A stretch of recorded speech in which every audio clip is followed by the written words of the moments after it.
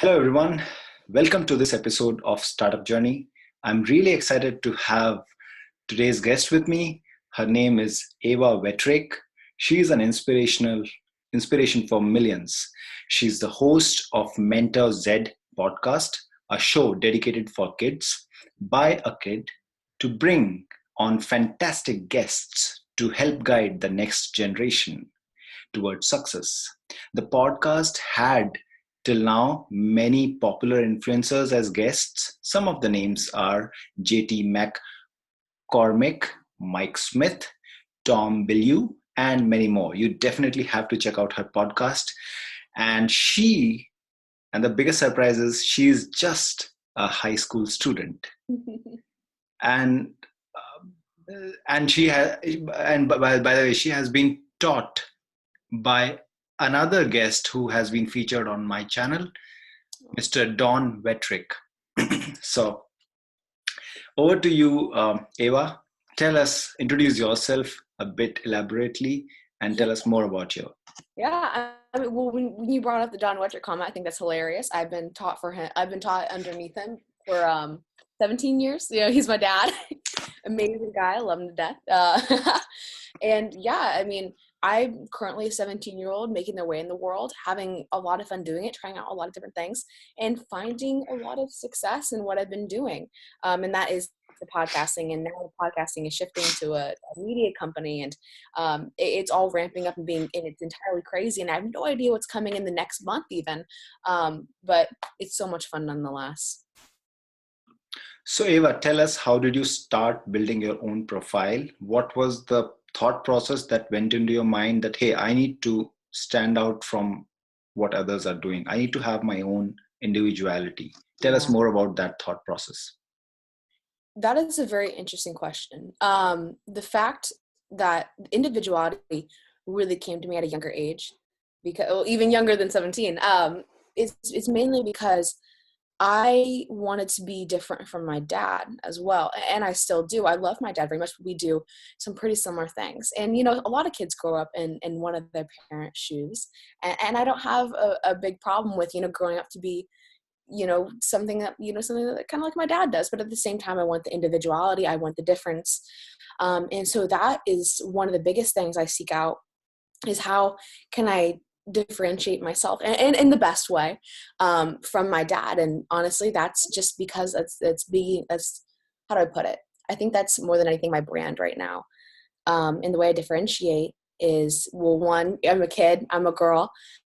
You know, you do this energetic game that I absolutely love, and I'm telling a lot of stories. I'm doing things a little differently. I'm testing out a ton of new things and seeing where it takes me, because I know I don't have a lot of things figured out, but I use it to my advantage.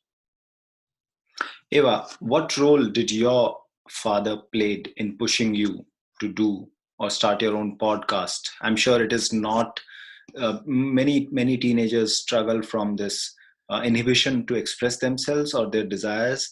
But how did you went out and said you want to have your own, something of your own? Of course. Yeah. You know, at first it started out with a lot of resentment. I did not want to do these things.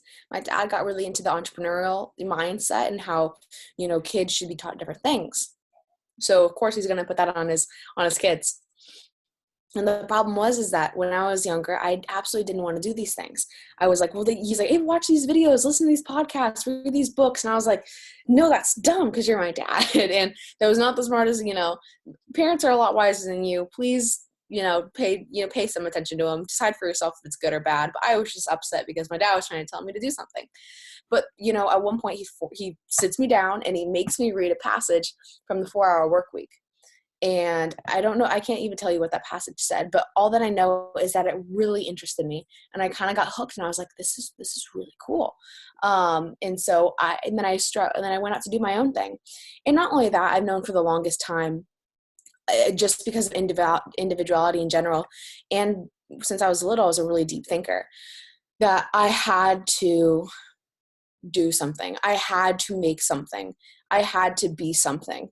Not because of the, you know, worldly pressures or anything, but I internally felt, you know, a desire and that I have to do these things. So a lot of it's internal. I mean, I got the external pushes too. I got my dad, I got the school, I have my own friends even, and now I have an audience to look to. But honestly, it always comes back to that need to change the, not to change the world, I can say, but to help people, to change people, to make sure that they can be the best that they can be. Great. Eva, I was going through your podcast and I see that you have interviewed the most influential people on the internet today. Tell us, how did you got your first, how did you pitch to them when you just started off, and how were you able to convince them to come and tell their story to you? Yeah. A lot of it's networking. You know a guy who knows a guy who knows a guy. It first started off with Finn Thormeyer. I knew him when he was back in Germany. When he didn't know he was even gonna move to New York yet.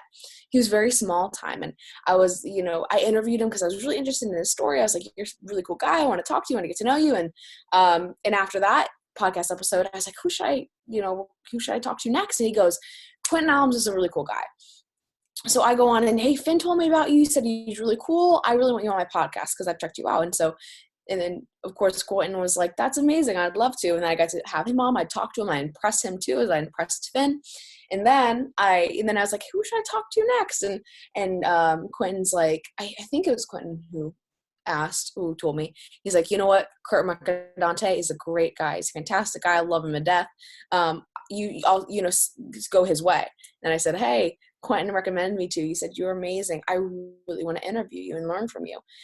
So it was just this whole chain reaction of, once you get into that, not even that circle, but once you start knowing people, they direct you to other cool people. Because at the time, I didn't really know that they were big, influential LinkedIn people. I mean, when I interviewed Quentin, he wasn't, he grew massively in the time between me, recording him and then, the scale. And same with Finn. It's just kind of nice timing and people knowing people. Great. Yeah. I mean, getting references from your previous clients is the best way to scale your business. So Eva, tell us more. What are your plans taking this podcast further? Tell us more on the financial front. What's the status and how do you want to scale it? Or what's the plan? Yeah, that's a really interesting question. I mean, financially, I still want to make things free, because I want to provide a service at first. And after time, when it builds up, when I test it out a lot, and it becomes really solid, then I'll, take payments. But for right now, I'm a 17-year-old kid. I want to test things out first. I want to provide a free service. And that comes in the form of mentorship and pairing people up with people. Now I have a podcast, and actually in the midst, me and my new partner, what we're working on is, a whole website, and I am doing a lot more content creation. I'm going to be having video series and stories to produce. We're going to have articles being written about either concepts, themes, or just simply podcasts.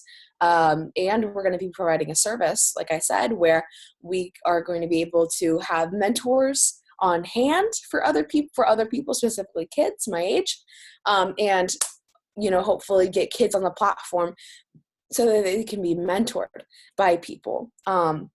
It's all a test right now, but I'm very excited to see where it goes. And in the next couple of months, I believe it'll be up and running. Great. Eva, tell us what opportunities this podcast has given you, or what doors it has opened for you as a host. Yeah. It's opened up so many doors. I mean, first things first, when you're a kid and you do anything, it makes the world of a difference. Not saying that, if you're 30, 40, 50, 60, that if you do something, you can't, it won't be as successful, because it will be. But just having the youth advantage on your side, people get really excited about it. And you go, "Oh my gosh, you're a kid." And because of that, because of the podcast, I had a good reason to get on LinkedIn, right? But with my guests, I gained a good amount of credibility of, wow, she must be doing something right. So because of the podcast, and then because of LinkedIn, I now have opportunities to actually travel to New York and California. I have opportunities to be a delegate for the UN now, in representing, I'm representing, what is it, kids, just all kids around the world. It's extremely interesting. I feel like I've gotten a lot from it. And not only have I learned more about the world, I've really learned about myself too. The more people I talk to and the more perspectives I gain, the more that they point out to me, or, subconsciously are pointed out to me, that, how do I put it? It's pointed out to me of like who I am and what I'm doing and why it's good or bad, and how, if it's bad, I can adjust it, and if how it's good, how I can expand it. It's been amazing for so many reasons. And honestly, I haven't even seen the half of it or a fourth of it. It's all I'm doing is working right now. I'm starting to reap some of the reward, but I feel like there's going to be so much more at hand. Like today, for instance, I caught me at a lucky time. An article in Forbes was just published, and I am the thumbnail cover of it because, yeah, thank you. It's absolutely amazing, and it's because of because of the class, and because what I did to earn to get into the class, to go on trips, to be able to talk to Seth Godin and the CMO, Barnes & Nobles, and Scott Harrison and Charity Water, and all those amazing people. Well, that's congratulations on getting covered on Forbes. However, this is not something that every person can achieve or has achieved what you have done in short period of time. Tell us, what strategies did you apply to build up a niche as a personal brand? Because there are so many people who try to do, or they write blogs or they do podcasts, but not everyone is considered a brand by international magazines. So what strategies did you use to pitch to them, or tell us the inner secret? Yeah, honestly, so Kung Fu Panda, like the first movie. You have the dragon scroll, and only the dragon warrior can have the dragon scroll. And at one point, Poe opens it up because it's going to unleash all these secrets, right? And he opens it up, and there's nothing. There's nothing, and he figures it out, because at first he's frustrated. I was frustrated at first too, because I didn't know what I was doing. But then I realized there is no secret ingredient to anything. It's just been me. Like when Poe was, working his butt off to defeat an enemy, it was just him, but enhanced. For me, it's just me. And I think that's the mass appeal, because I don't put on a face. I don't try to act really excited on purpose because I want everyone to listen. I do it out of genuineness, out of authenticity. Because I love what I do, and I want to, proclaim that to the world. So just by it's a cliche, but just by simply being myself and being determined and wanting to work and being happy for other people, and wanting to understand and know everyone, I think that has been the biggest. I think that's been the biggest secret to my, to some of the successes I've had. And not only that, it's because I can also do things correctly. It'd be hard to keep a reputation or a good name or successes if you didn't know how to do things. So it's, as I test things out and keep moving along, it's a progression. I still go forward. I'm getting things down. I know how to interview people. I know a good amount, how to talk, but I also at the same time don't. But yeah, it's just constant testing and curiosity and authenticity. Yeah, that's true. That, as you said, you're just yourself. So, and that shows when you talk or when you talk to people. Great. Your podcast says it's a show dedicated for kids. So tell me what impact it has had on kids, or people have come to you and said,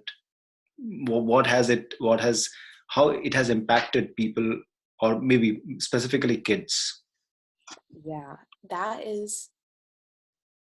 it's been really amazing.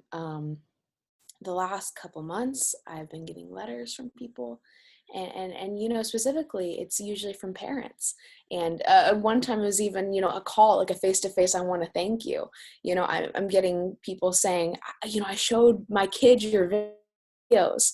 I had my kid, listen to your stuff, and now they want to do so many cool things. And, or now like you've inspired them to do something. And I had, I think 2 accounts of like, a parent saying, oh my gosh, look at this Ava girl. And they showed little kids, and little kids were like, I want to do that. And so they went out and pursued their own, their own podcasts, their own things.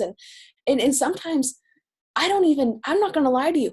I don't even think it's just me doing like, like what my podcast actually says sometimes. I think it's the fact that I did it and it's working, that kids want to go and pursue it too. Because, it's like, if your friend makes $1 million, you can go like, like, because it seems impossible at first, but until someone does it. And I'm doing it. And now other little kids are like, I can do that. I want to do it too. That seems awesome. That seems amazing. And not only that, it's just also the conversations I get to have with people on the daily, just talking about, how's your soul? How do you feel? Having them understand, because I'm not going to lie to you either. I don't usually direct people to my podcast. I just talk. I just talk, and, people are like, what do you even do? I don't have a podcast. You don't have to, check it out, but sometimes they do. But yeah, there's been a lot of recently accounts of kids being inspired just by what I'm doing. Great. Eva, there is a lot of depression around today where people might be losing jobs or going through some personal stuff. So maybe they're not doing well financially, but you stood out and built your own personal brand. I think that was possible only via internet in this day and age, where you can connect with so many people instantly. So tell us, give a message to those people about what are the possibilities if one decides to do something of his or her own. So tell us about that. I think the possibilities are endless, because if you're in that rough spot, if things are not going your way, if things are hurting your soul, I think that one outlet you can have is actually doing something you love, actually giving yourself purpose and meaning in life, actually trying to go out and serve other people, help other people, and make them, help them, and through that helping yourself, right? So that's usually found, or can be found at least, in entrepreneurship, that or Christianity, which I'm a fan of. But yeah, when you dive into entrepreneurship, it's all about serving other people and doing what you love. And the problem is figuring out what you love. But once you do, or trying to change something you hate as well. But once you do that, and once you start to find that you can have a difference, you can impact people, you can have meaning, you can have purpose, a lot of the hurt goes away. But it comes back in other forms. I won't lie to you. You times you'll have loneliness. There's times where people make fun of you, because you're actually doing something they're not. It's usually jealousy. But once you start to get a good grasp of what you're doing, and you start to build that brand, people will know you. You'll be known. People actually look up to you. People will care about you, and you'll care about other people you never thought you'd ever know. You can make amazing relationships. You can build beautiful things, but you have to take, that first step to do it. Otherwise, nothing amazing will happen. But I think, I think that would be my 2 cents, is giving yourself meaning. Great. Yeah, that's very inspiring, Eva, to hear your story. Thank you very much for sparing time for talking to Startup Journey. I'm sure just observing your journey will give inspiration to so many people. It's not just kids, and they might turn their life for the better just by getting inspired from you. Thank you. Thank you so much. Thanks.